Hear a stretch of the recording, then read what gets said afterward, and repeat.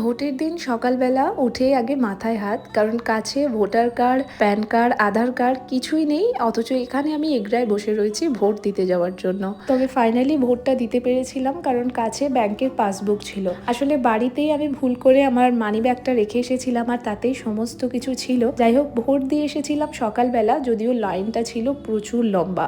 তারপরে বাড়ি ফিরে স্নান করে খাওয়া দাওয়া করে এখন আবার যাচ্ছি হলদিয়া, কারণ তারপরের দিন আমার কলকাতা যাওয়ার ছিল হসপিটালে অ্যাডমিট হওয়ার জন্য। ফাইনালি আমরা অপারেশনের ডেটটা ডিসাইড করেই ফেলেছিলাম, তাই বাবা মাকেও সাথে করে নিয়ে এসেছিলাম। রাতটুকু আমাদের বাড়িতে থাকবে আর পরের দিনই আমরা চলে যাব কলকাতা। ফেরার সময় শ্রীহুকে নিয়ে এসেছিলাম নদীর পাড়ে।